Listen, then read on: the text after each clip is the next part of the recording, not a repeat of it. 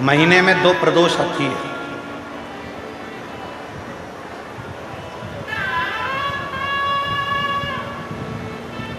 एक माह में 2 प्रदोष। प्रदोष का मतलब क्या है?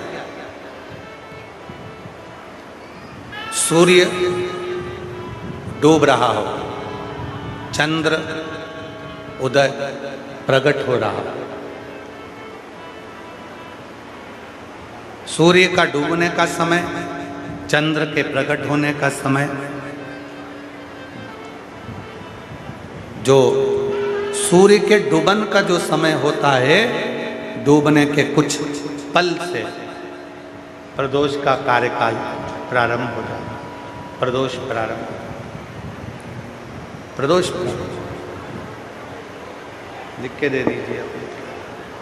प्रदोष प्रारंभ। प्रदोष का मतलब क्या है? हमारी जिंदगी के जितने जितने दोष हैं, हमारे जीवन के जितने जितने दुख हैं, हमारी जिंदगी के जितनी जितनी तकलीफें हैं, हमारे जीवन के जितने जितने कष्ट हैं, संध्या काल में प्रदोष के दिन सूर्य अस्त के टाइम पर यदि 1 लोटा जल देवाधिदेव महादेव को चढ़ जाता है तो हमारी जिंदगी के जितने दोष हैं 2 मिनट के अंदर शांत हो जाते हैं। जीवन के सारे दोष, जीवन की सारी तकलीफें, जीवन के सारे कष्ट, जीवन की सारी परेशानियां, जीवन के सारी तकलीफें, जहां सारे दोष मिट जाएं, उसको कहते हैं प्रदोष। उसको प्रदोष कहते हैं। एक महिला बैठी हैं जिनका लड़का कई सालों से गुम गया था। कई वर्ष से उनका लड़का नहीं मिला। ढूंढते ढूंढते पुलिस भी थक गई। ढूंढते ढूंढते जगह जगह की जहाँ जहाँ थाने में सूचना करी, वहाँ पर भी वो नहीं मिल पाया। पूरे जगह जगह जाकर ढूंढ ली, हर जगह जाकर प्रणाम कर लिया, पर उसका लड़का नहीं। एक पत्र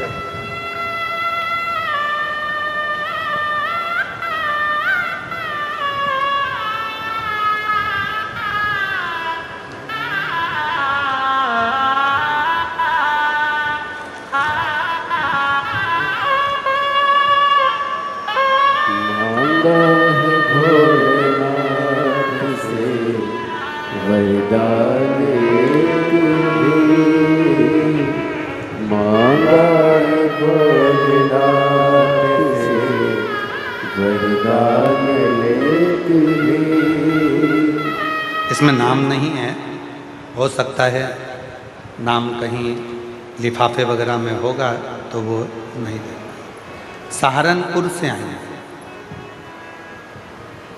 सहारनपुर की रहने वाली हैं।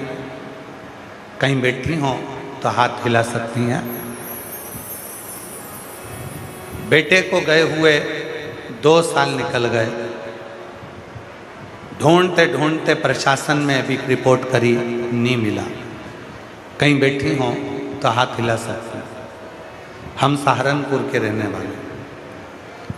मेरा बेटा चला गया था, दिखा नहीं। ढूंढ ढूंढ के थक गए। कहीं बैठी हैं? अच्छा आप ही हैं, आ जाओ, आ जाइए। एक बेलपत्र ले जाना, आ जाओ, आ जाओ माँ, आ जाओ। सहारनपुर के रहने वाले हैं। बेटा नहीं मिला, हिम्मत हार गए। जिसके यहाँ जाते थे पूछते थे तो कोई कहता था कि वो है ही नहीं, कोई कहता था कि वो चले गया, कोई कहता था कि वो मिलेगा ही नहीं। गुरुजी दिन रात रोती थी। फिर मैंने आपकी कथा सुनी। मैं सबसे पहले मेरठ कथा में गई। वहाँ आपने अपने बेटे का फोटो हाथ में लेकर कथा में बैठ गई। और कथा में, पूरी कथा मैंने अपने बेटे को गोदी में फोटो रखकर सुना। रोती रहती। आप आप कहते हो कि कथा के पंडाल में जो मांगो वो मिलता है। मेरठ की कथा में मैंने अपने बेटे का फोटो लेकर रोते रोते कथा सुनी, और 7 दिन की कथा जब मैंने सुनी, बाबा को केवल एक ही चीज बोलकर आई थी कि तू मेरा बेटा, मुझे वापिस कर दे। 2 साल में ऐसी कोई जगह नहीं थी जहां मैंने अपने बेटे को नहीं ढूंढा। पशुपतिनाथ का व्रत करना प्रारंभ करा। एक दिन मैं शिव जी के मंदिर में बैठी, महादेव के मंदिर में केवल बैठकर पशुपतिनाथ व्रत का आखिरी सोमवार था, जिस दिन मैं शंकर जी को 108 चावल के दाने चढ़ा रही थी। पता नहीं, जो मेरा बेटा सालों से गया हुआ था, मेरे बाबा ने उसी मंदिर में चावल चढ़ाते चढ़ाते मेरे बेटे को लाकर मेरे पास में दे दिया।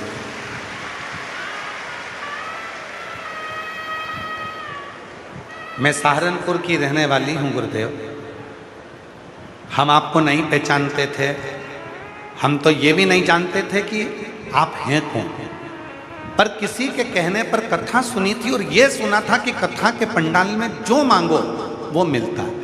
और मैंने मेरठ की कथा में अपने बेटे को फोटो रखकर कथा सुनाकर उसी को मांगा था। आज मैं बाबा को धन्यवाद देने के लिए आई हूँ, बाबा को मैं बार बार प्रणाम करने के लिए आई हूँ कि मेरा बेटा मिल गया और ठीक मिल गया। अच्छा,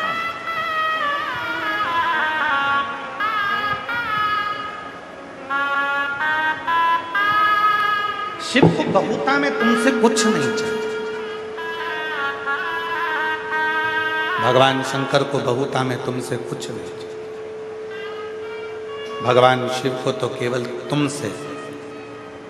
जल चढ़ाने नहीं जा सकते, एक चावल का दाना चढ़ा दो, एक चावल का दाना नहीं चढ़ा सकते तो 3 बार ताली बजा,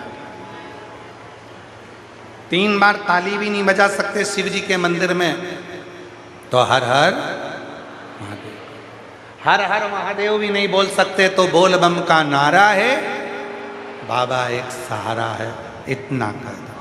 ये भी नहीं कर सकते तो शिखर का दर्शन कर। शिखर का दर्शन नहीं कर सकते तो मंदिर के सामने से निकल कर चले जाओ, मुख से एक बार श्री शिवाय नमस्तुभ्यं कहते हुए चले जाओ। मेरा बाबा उसी दिन कृपा करना प्रारंभ कर दे।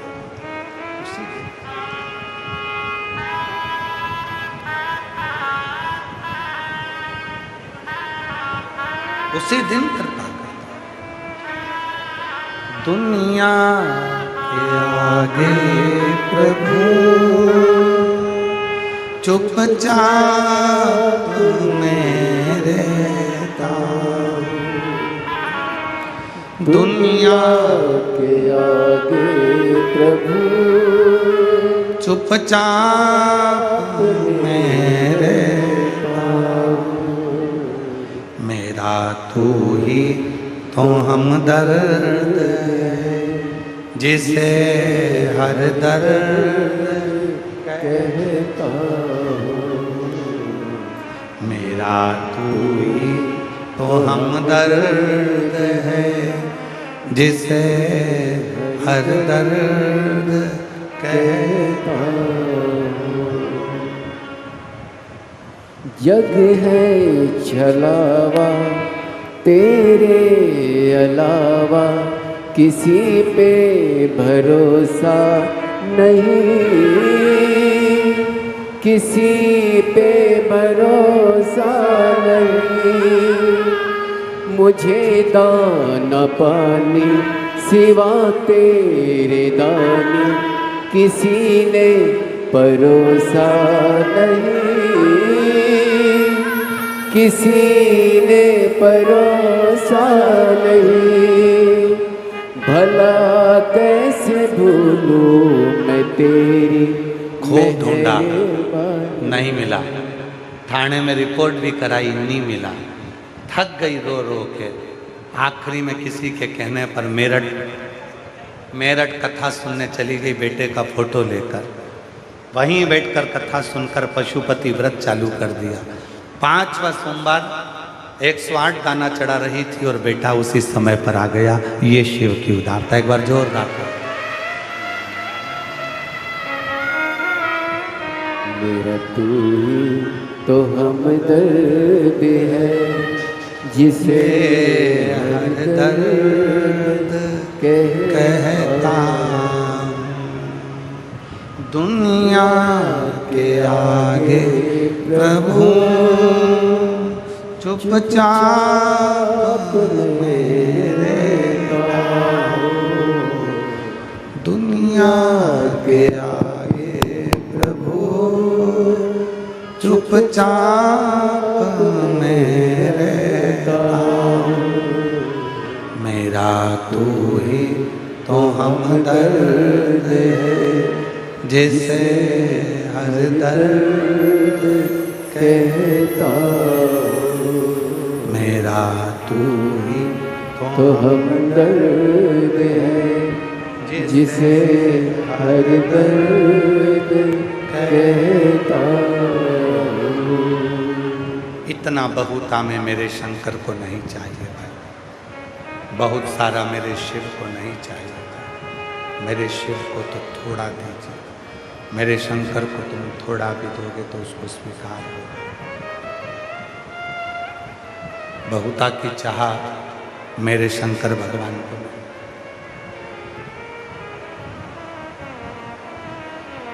ना वैभव बहुत चाहिए, ना धन बहुत चाहिए, ना दौलत बहुत चाहिए, ना संपदा बहुत चाहिए।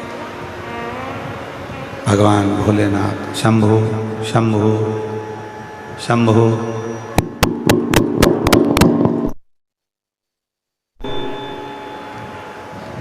भगवान शिव को केवल तुम्हारा भाव चाहिए, और वो भी शुद्ध।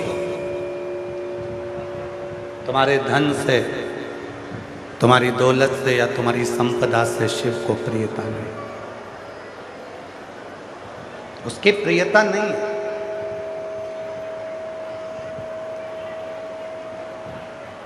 कोई कहे कि बहुत करोड़पति व्यक्ति शंकर जी का अभिषेक कर रहा है तो उस पर शिव की कृपा ज्यादा हो जाएगी।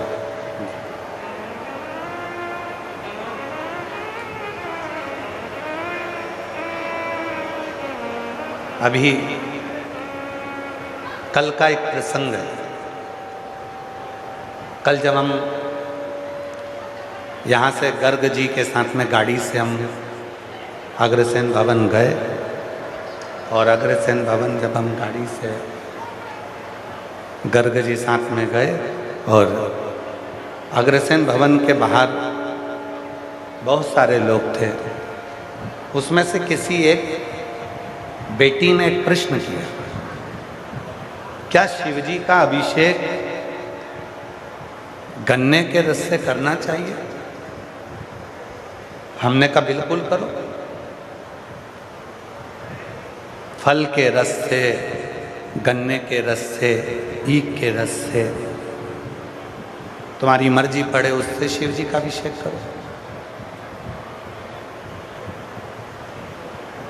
गन्ने के रस से मतलब क्या है? क्या सार तत्व है गन्ने के रस से?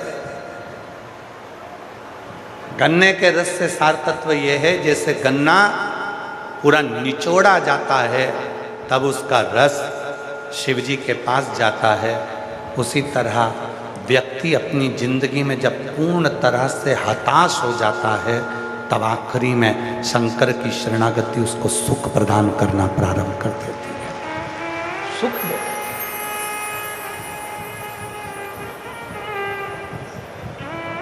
जो दुनिया में सताए ना होते, जो दुनिया में सताए ना होते तो तेरे दर पर आए ना होते। जगह जगह की ठोकर जो खाई है तब जाकर तेरे दरवाजे से तकदीर लिखाई है। अगर ये ठोकर ना खाई होती तो आज मेरी तकदीर ना लिखाई होती। ये तकदीर तब लिखाई जब ठोकर खाई। संपूर्ण जगत में ना जाने कितने कितने कितने कितने लोग ताने देते हैं, कितने अपशब्द कहते हैं, कितनी गालियाँ देते हैं, कितना आड़ा टेढ़ा कहते हैं। परिवार में, नातों में, रिश्तों में ना जाने कितने कितने अपशब्द मिलते हैं, तब जाकर शिव की शरणागति प्राप्त होती है।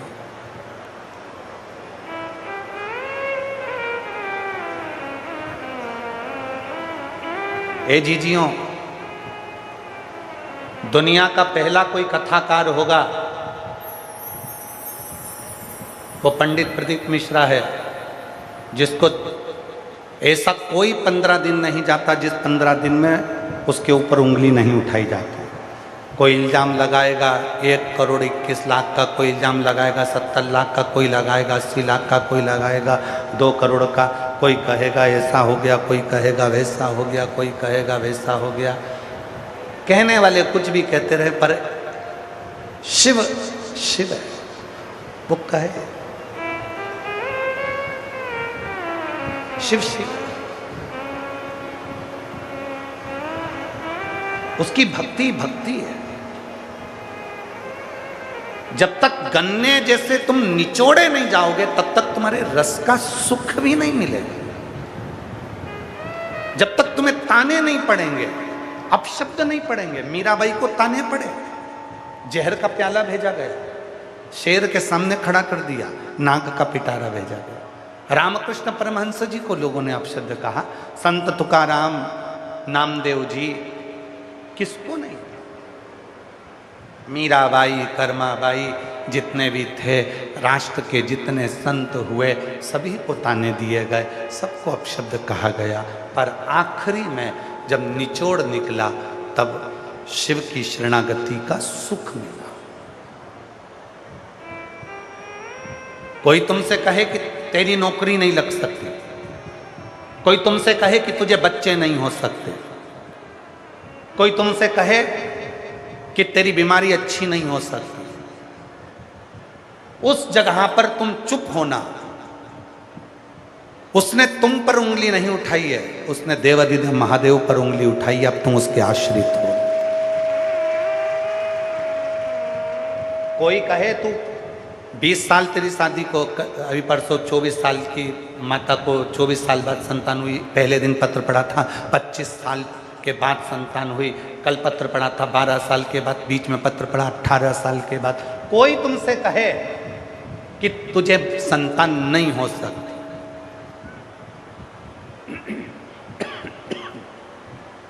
तुझे औलाद नहीं हो सकती, रोज यहां जितने भी बैठे हैं, जब 5 बार श्री शिवाय नमस्तुभ्यम बोला जाता है और उसके बाद में आंख बंद कर कर चुप होते हो, मौन होते हो, आप सब अपने अपने लिए मांगते हो, हम भी मांगते हैं। जब नेत्र बंद कर कर थोड़ी देर बैठते हैं तो अपने बाबा से बस एक ही चीज मांगते हैं, जो भी कथा सुनने आया है इसकी मनोकामना पूरी करना, इसकी कामना। कोई स्त्री की गोद खाली ना रहे और किसी पुरुष की जेब खाली ना रहे, देने की जवाबदारी तेरी है, तुझे। कोई रोग से ग्रसित होकर आया, ये चिलचिलाती हुई धूप में 46 डिग्री 46 डिग्री टेम्परेचर, और अभी तो हिटवे अर्थात सबसे गर्म क्षेत्र घोषित कर दिया गया अभी 2-4 दिन। इतनी गर्मी में भी यदि कोई तेरी तपस्या कर रहा है तो वो खाली कैसे चले जाए, वो खाली कैसे जाए?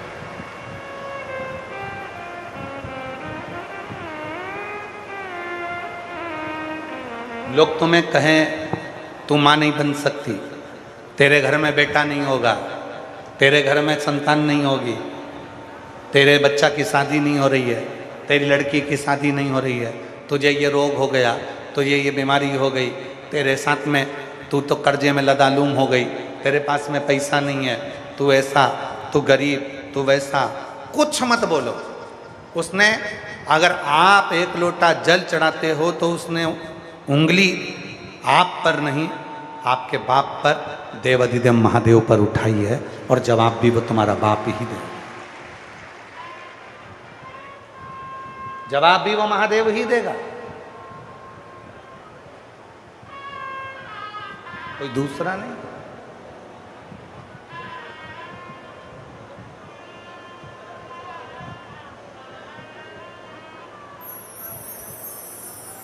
कंद एक पत्र है। अच्छा,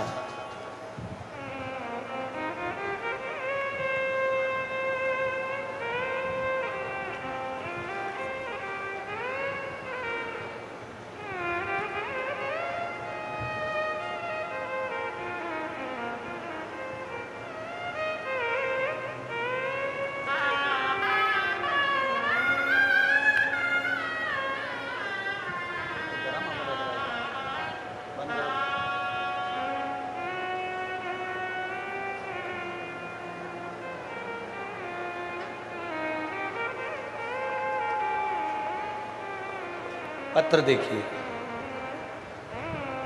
मैं नीलम, जिला यमुनानगर के बामला गांव से रहने वाली हूँ। कहीं बैठी हो तो हाथ हिला सकती हैं। मैं नीलम, जिला यमुनानगर के बामला गांव से रहने वाली हूँ। दिनांक 13 अगस्त सन 2025 को मैंने अल्ट्रासाउंड करवाया, जिसमें पता चला कि मुझे बच्चादानी में कैंसर की गठान हो गई है। मैंने डॉक्टरों को दिखाया, कई टेस्ट करवाए, कई दवाइयाँ खाईं, लेकिन कोई असर नहीं हुआ। सभी ने ऑपरेशन करने के लिए बोला। तभी मुझे किसी ने, पत्र एलईडी पर चल रहा है, तभी मुझे किसी ने शिव महापुराण की कथा के बारे में बताया।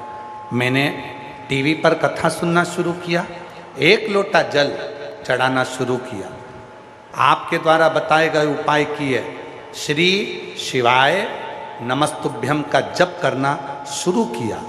गुरुदेव, मात्र 2 महीने में इसका असर दिखना शुरू हो गया।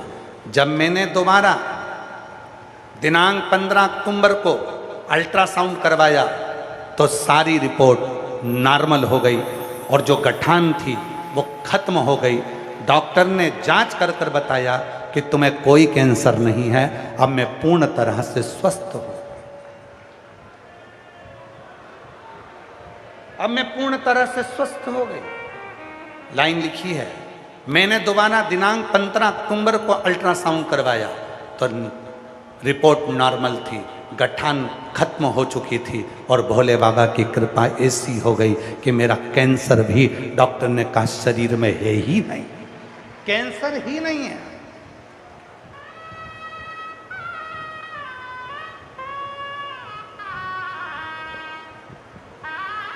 इस बेटी ने एक बात लिखी, लोग कहते थे कि मैं अब कभी ठीक नहीं होंगी, मैं कभी सही नहीं हो सकती, पर बाबा मैंने आपको देखा नहीं था, केवल टीवी पर कथा सुनती थी और आप पर विश्वास हो गया था, शिव पर भरोसा हो गया था और आज बाबा की कृपा से मैं कैंसर मुक्त हूँ।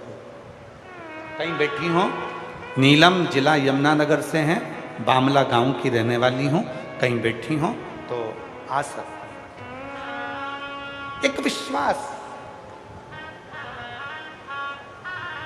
एक भरोसा, एक दृढ़ता आपके भीतर हो, आप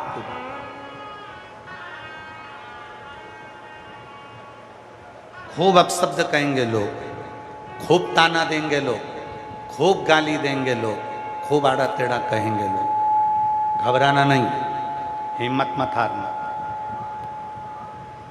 हिम्मत मत हारना।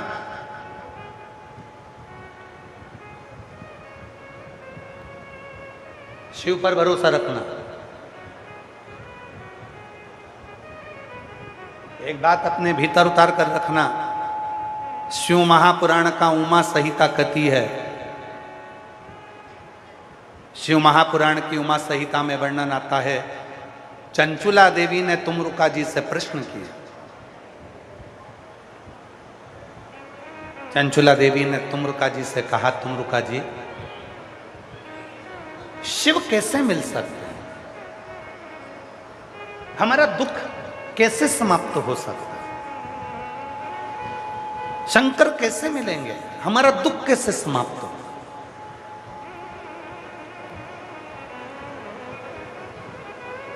जो तुमरुका जी ने कहा, पूरे हरियाणा वासी ही नहीं पूरा विश्व इस कथा को सुने। पुरुषोत्तम मास की जो कथा चल रही है, घरोंडा अनाज मंडी में नगर खेड़ा सुधार सभा घरोंडा द्वारा जो कथा कराई जा रही है हरियाणा की इस पवित्र भूमि पर, वो थोड़ा ध्यान से इसके स्मरण में सुने।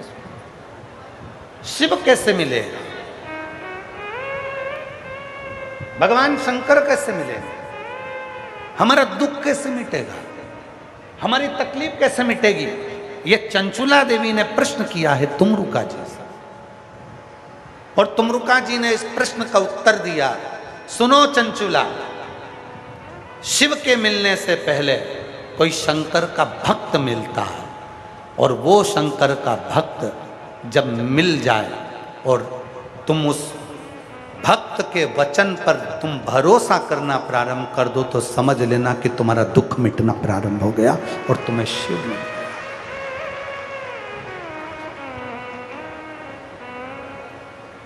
हमें लगता है जीजियों, आपके मोहल्ले की कोई ना कोई माता कोई भक्त के रूप में आपको मिलती है, कोई शिव भक्त आपको मिलता है जो कह देता है पशुपति व्रत करो, शिव जी को एक लोटा जल चढ़ा लो, शंकर जी का भजन कर लो, श्री शिवाय नमस्तुभ्यम बोलो, तुम रुकेश्वर का नाम ले लो। कोई ना कोई तुमको मिलता है भक्त के रूप में जो तुमको मार्ग बता देता है, और वो मिल गया, कोई सद्गुरु मिल गया जो शिव को बहुत मानता, जो शंकर पर पूर्ण भरोसा करता, जिसकी पूरी जिंदगी शिव से है। और अगर वो सद्गुरु मिल जाए और वो गुरु तुमको कोई मार्ग बता दे, समझ लेना कि अब तुम भटकोगे नहीं, अब तुम्हारा शिव तुम्हारा हाथ पकड़कर तुम्हें पार कर दे। जब तुम घर में बैठी हुई बहुत परेशान हो और तुम्हारी कोई पड़ोसन कोई रिश्तेदार तुमको फोन पर तुम्हारे पास में आकर कह दे कि तू शंकर जी पर भरोसा कर, एक लोटा जल चढ़ा, समझ लेना कोई मिला है भक्त जो मुझे मार्ग बता रहा। एक पत्नी का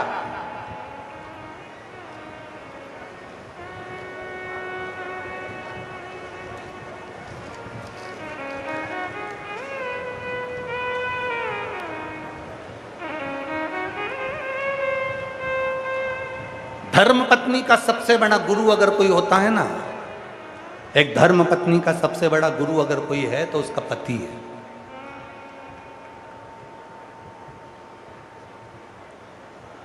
तुम्हारी रक्षा भी करता, समय समय पर तुमको कोई उपदेश भी दे देता, समझाने का प्रयास भी करता।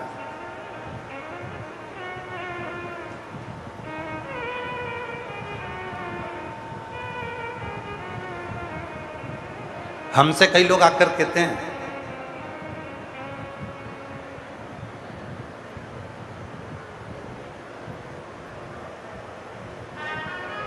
अरे गुरुजी, हमने देखा वो वाले बाबा है ना, चारों तरफ अग्नि जलाकर तप कर रहे हैं।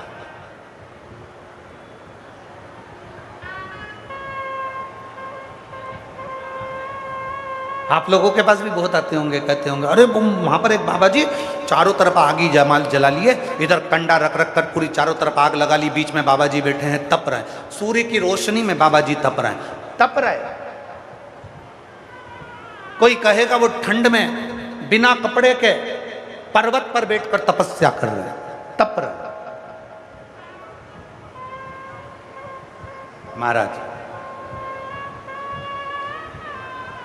तप करने का मतलब क्या है? तपस्या का मतलब क्या है? बोलो बोलो जरा। आप लोग हरियाणा के रहने वाले हो, इस प्रदेश का नाम ही हरियाणा है, हरि का आना। जहां हरि खुद आया है उसका नाम हरियाणा है। आप उस प्रदेश के हो जहां हरि खुद चलकर आया है, हरि का आना यहीं हुआ है, इसलिए इसका नाम हरियाणा है।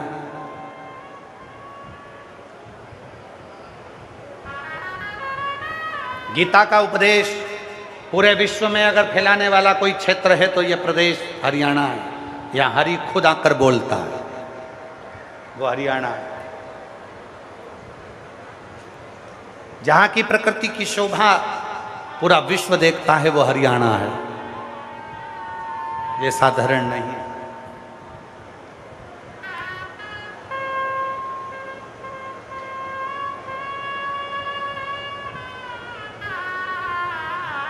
कहते हैं कि उसने चारों तरफ आग लगा ली, अग्नि जला ली, वो तप रहा है। तप का मतलब क्या होता है? वो पर्वत पे जाके बैठ गया ठंड में, इतनी ठंड पड़ रही है हिमालय पर, इतनी ठंड पड़ रही है उत्तराखंड में, और वो ठंड में पर्वत की कंदरा पर्वत में जाकर बैठ गए। वो संत, वो साधु, वो सन्यासी कहां तन पर कपड़ा नहीं है, तप रहे हैं। तप का मतलब क्या है? सूर्य की रोशनी में तप रहे, तप का मतलब क्या है? अग्नि में तप रहे, तप का मतलब क्या है? तप का मतलब है सहन करना। अग्नि को सहन कर लेना, ठंड को सहन कर लेना, धूप को सहन कर लेना, तप का मतलब है सहन करना। और शिव महापुराण की कथा क्या कहती है? अग्नि सहन करना सरल है, अग्नि का तप करना सरल है। पर्वत पर बैठकर तप करना सरल है, ठंड को सहन करना सरल है। सूर्य की प्रचंड गर्मी को सहन करना सरल है। शिव महापुराण की कथा कहती है पर एक काम कठिन है, अपने घर के बुजुर्गों की बात को सहन करना कठिन है।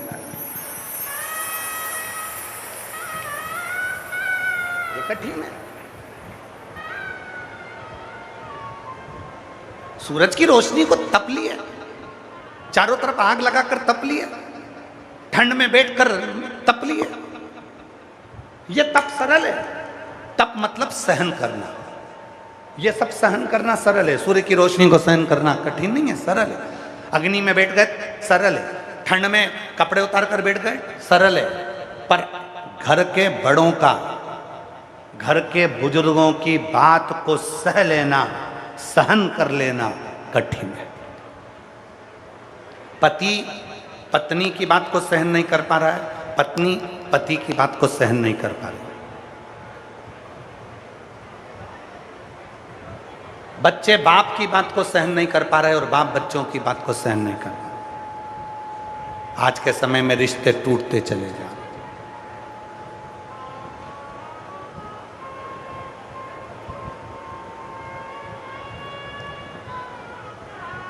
जितने प्रेम से आप करवा चौथ पर अपने पति का मुख चलनी में देखती हो ना,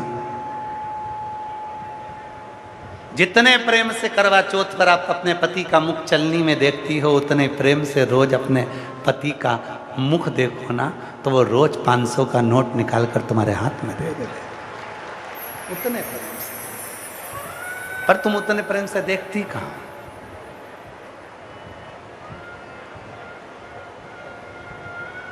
जिस दिन करवा चौथ आती है, तुम पति का मुख चलनी में देखती हो और पति चंद्रमा को धन्यवाद देता है कि तू हर बार क्यों नहीं आता है। हर चतुर्थी को तू ऐसा बन जा कि मेरी पत्नी मेरे चरणों को प्रणाम करे और मेरा मुख देखे, और इतनी ही प्रसन्नता से देखे जितनी प्रसन्नता से आज देख रही। आज आपस का प्रेम खत्म हो गया, और प्रेम खत्म करने वाला कोई दूसरा नहीं है। प्रेम खत्म करने वाला कोई दूसरा नहीं है। किसी की दम नहीं है कि पति और पत्नी के प्रेम को खत्म कर दे कोई। पति और पत्नी के प्रेम को खत्म करने वाला कोई दूसरा नहीं है। पति और पत्नी के प्रेम को खत्म करने वाला तुम्हारे हाथ में रहने वाला मोबाइल है। पहले दोनों बैठते थे, बात करते थे, रात को पलंग पर थोड़ी देर बात करते, चित्त करते, बच्चों की बात करते, परिवार की बात करते, सास ससुर की बात करते, अपनी बात करते, व्यापार की बात करते, और बात करते करते दोनों को नींद आ जाती थी। आज के ज़माने में बात करने की फुर्सत नहीं है।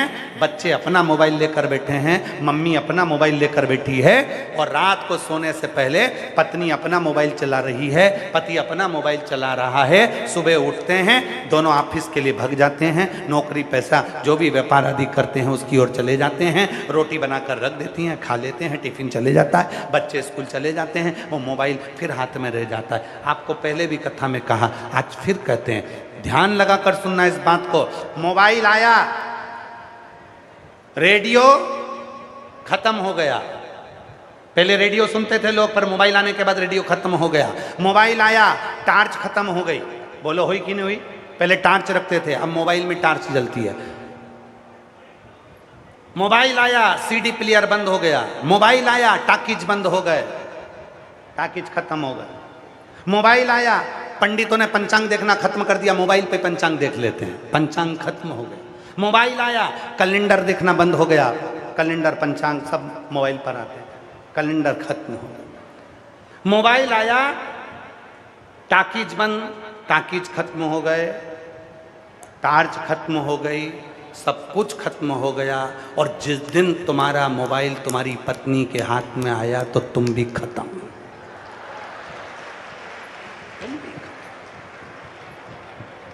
तुम ये सोच के मत बैठना कि मोबाइल टाकीज खत्म कर सकता है, मोबाइल टार्च खत्म कर सकता है, मोबाइल रेडियो खत्म कर सकता है। तो मोबाइल जिस दिन तेरा उसके हाथ में आ गया तो फिर तो खूब लड़ी मर्दानी, वो तो झांसी वाली।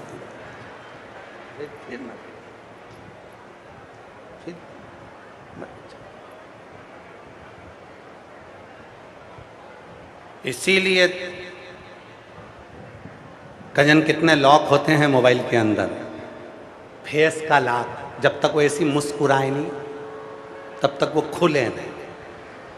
कहीं वो ऐसा स्किन का लॉक, कहीं कजन कौन सा लॉक, कजन कौन सा लॉक, 25 लॉक अंदर लगे रहते हैं। 25 काहे के लिए? खुले। जैसे हो वैसे रहो। मेरे शंकर भगवान को प्रियता क्या है? तुम जैसे हो वैसे रहो। शिव जी को दिखावा प्रिय नहीं है, शंकर भगवान को बिल्कुल आडंबर प्रिय नहीं है। तुम कैसे हो? कई लोग ऐसे हैं, भगवान शंकर को पाना है तो कपड़े चेंज करना पड़ेंगे। अरे कौन से कपड़े पहन ले? कोई ने कहा पीले पहन लो, कोई ने कहा ये कपड़े पहन लो। अरे भगवान को पाना है, कपड़े क्या बदलना है?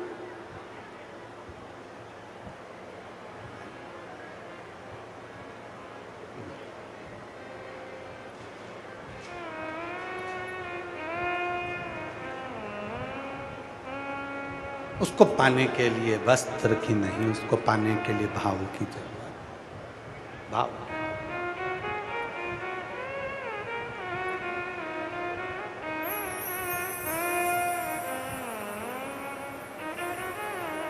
फूलों की कलियों में, काशी की गलियों में, तेरे बिना कुछ कहीं ना,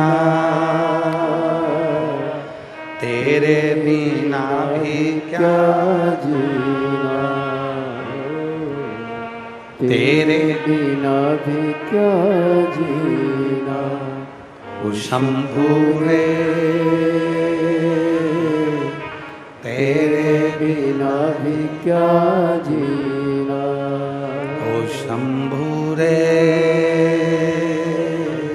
तेरे बिना भी क्या जीना। फूलों की कलियों में, काशी की गलियों में, फूलों की कलियों में, काशी की गलियों में, तेरे बिना कुछ कहीं ना, तेरे बिना भी क्या जीना। ओ शंभू रे, तेरे बिना भी क्या जीना। ओ भोले रे, तेरे बिना भी क्या जीना। हम उसके आश्रित होकर चले, उसको बहुता में कुछ नहीं, थोड़ा सा प्रेम चाहिए, थोड़ा सा।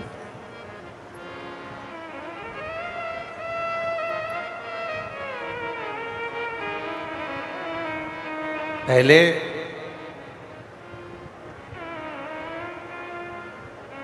लोग स्पेशलिस्ट के पास जाते थे, और जाना भी चाहिए। घड़ी की दुकान पर ही घड़ी खरीदने जाओ तभी आनंद है, सोनार की दुकान पर ही सोना खरीदने जाओ तभी आनंद है।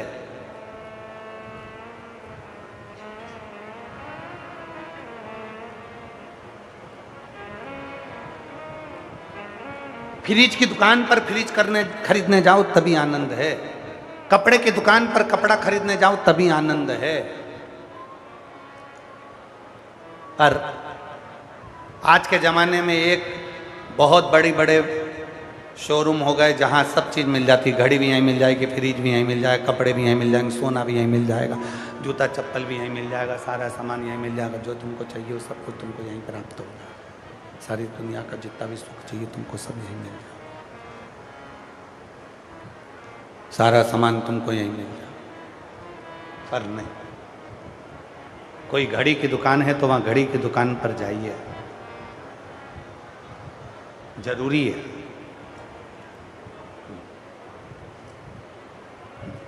दुख है बहुत सारा, तकलीफ है बहुत सारी, कहाँ जाना चाहिए आज के व्यक्ति को मालूम ही नहीं, किसके पास जाना चाहिए। चलो एक प्रैक्टिकल बताओ, सब बोलना, जितने भी बैठे हो घरोंडा मंडी के अंतर्गत बैठकर जो हरियाणा के शिव भक्त इस कथा को सुन रहे हैं, सब जवाब देना। तुम्हारे शरीर में कहीं पर चक्कू से कट लग गया, शरीर कट गया। अब शरीर कट गया तो जरा विचार करिएगा, सिलने वाले तो बहुत सारे हैं शरीर को, मतलब सिलने वाले तो बहुत सारे हैं। एक दर्जी भी है जो कपड़ा सिलता है, एक पर्स बनाने वाला पर्स सिलता है,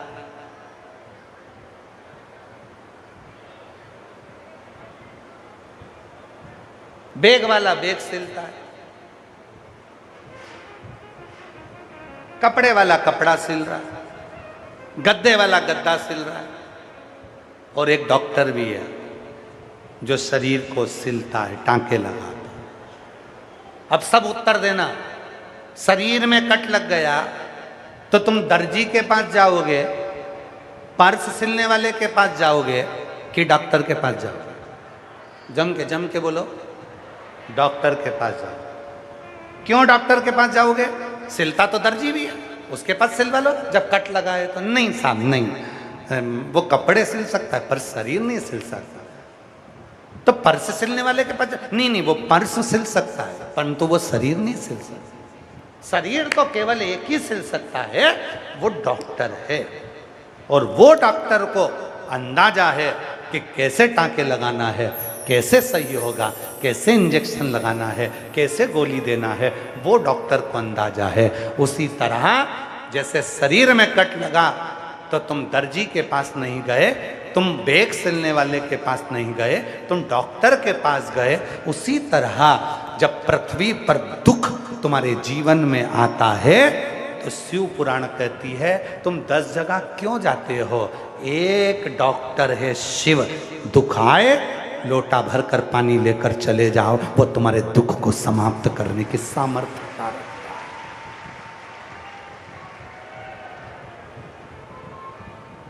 वो तुम्हारे दुख को समाप्त करने की सामर्थ्यता रखता है। कट लगाए ना शरीर में, तकलीफ हुई ना शरीर में, तो डॉक्टर के पास जाना पड़ेगा। दर्जी कपड़ा सिल सकता है, शरीर नहीं सिलेगा। बैग वाला बैग सिल सकता है, शरीर नहीं सिलेगा। शरीर सिलने वाला तो केवल डॉक्टर ही होगा। और डॉक्टर कौन?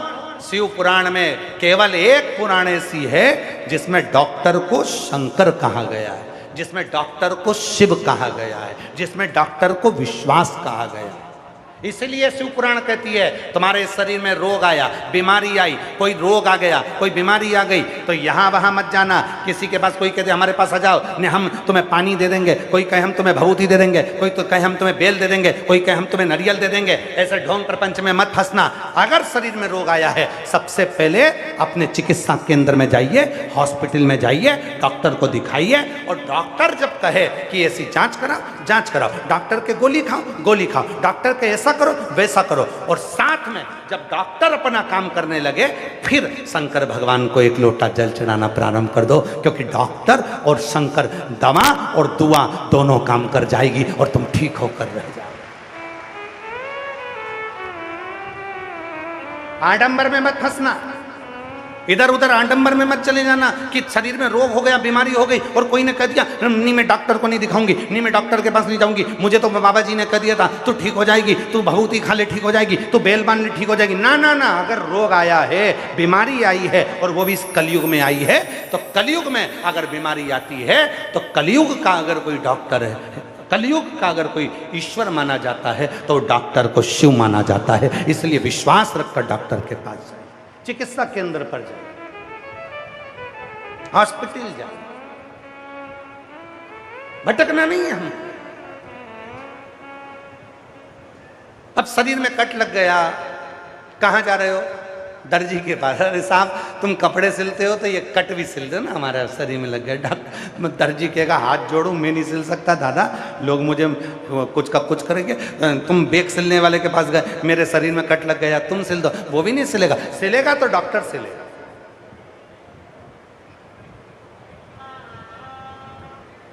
उसी तरह बहुत सारे हैं, बहुत सारे।